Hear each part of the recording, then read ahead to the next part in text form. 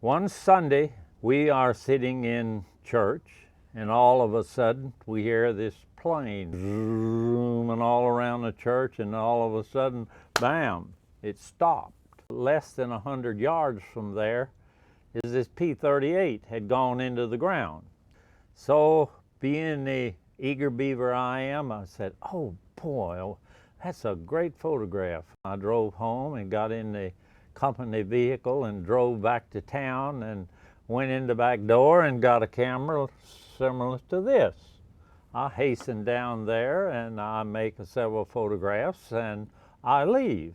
So now I'm sitting at home later on in Sunday afternoon and someone knocks on the door. Here's two well-dressed Army officers. They said, I want to see Harley Ferguson. I said, well, this is me. And he said, well, I understand you made some photographs of our plane that went down this morning. And I said, yes, sir, I did. And they said, well, we want them. And I says, well, it's not, I says, I can't give them to you. They said, well, why can't you give them to me? And I said, because I have turned them over to the newspaper. Now, all the time, I knew where those films were. They were in the company vehicle sitting in my front yard.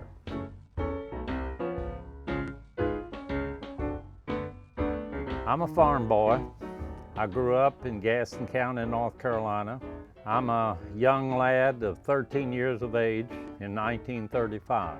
My brother and I was out in the yard. We was pitching horseshoes. Well-dressed man drove up in a real shiny car, got out and said, boys, you enjoying yourself? Yes, sir. And he said, well, he says, I'm looking for someone in this community to deliver the grit. I said, what is the grit? So he pulled out this paper and said, it is news throughout the nation, throughout the world. It comes out once a week, comes out on Tuesday. And we're looking for someone to go around in the community and get customers, so to speak, to deliver the grit to. So, being an eager beaver as I am, I said, well, I'll try. As I was delivering the grit to these 12, 13 customers I had in the community, there was a young man that delivered the Gazette between where I lived and town. And he approached me about getting some subscribers to the grit in the same community.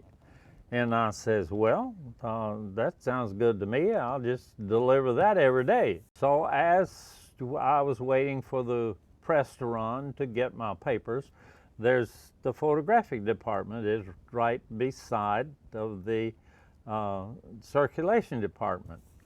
So I became interested in the darkroom. At that time, they were using this Recamar, 6 by 9 centimeters Recamar.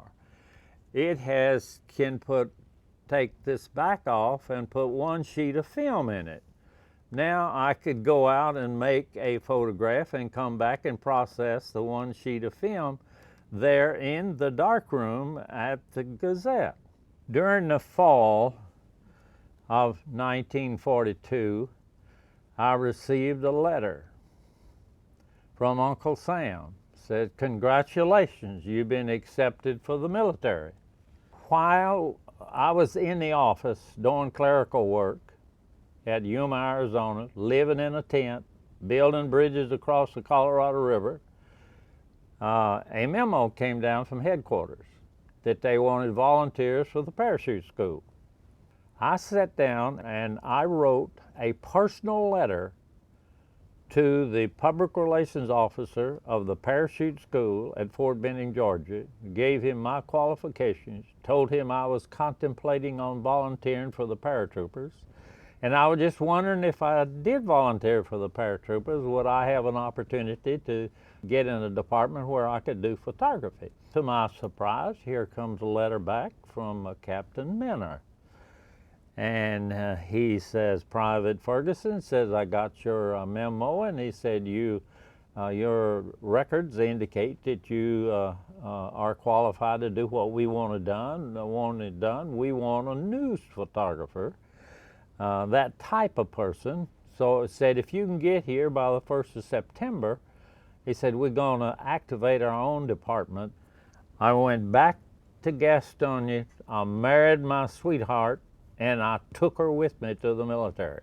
We were the only ones who had paratroopers, and people from all different countries would come through there, and I would photograph these people with the general. I would go back to the lab, I would process this film, I would make 8x10 black and whites, I'd put them in an album, and I'd deliver them back to the general's office by 6 o'clock. Now the reason for that was that he would always have a dinner that night for his guests. During that time I photographed Jane Russell, Betty Grable, Gypsy Rose Lee. That was my fun photograph. That was my fun one.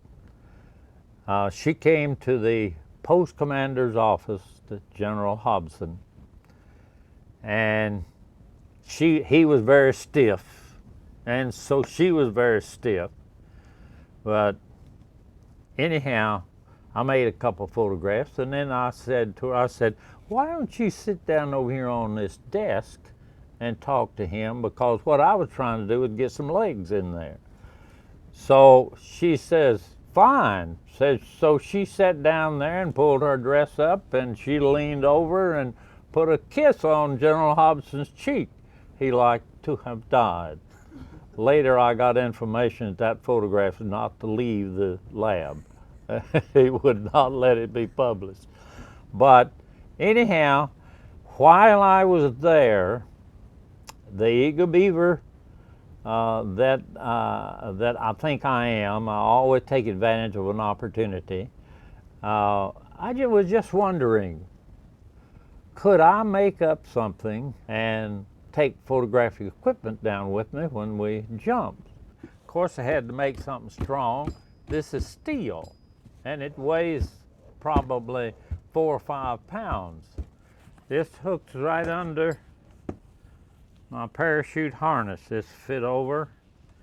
You got a hook over here that fastens up under the parachute.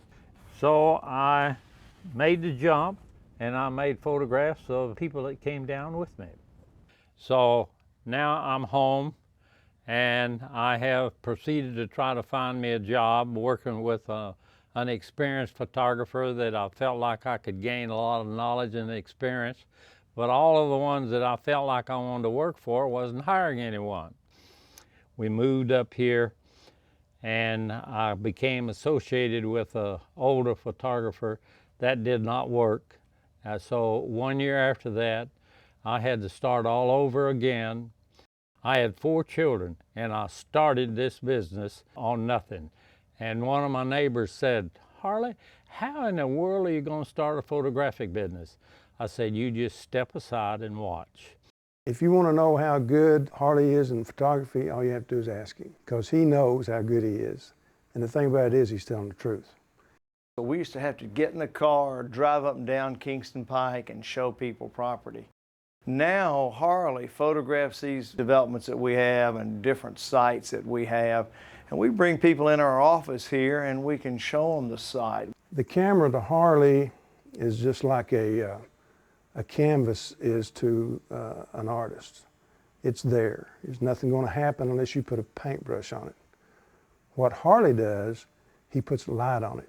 Remember that you got to have these gadgets, you got to have the camera, you got to know the light, you got to know how to apply it, and you just so many things that you got to have to do.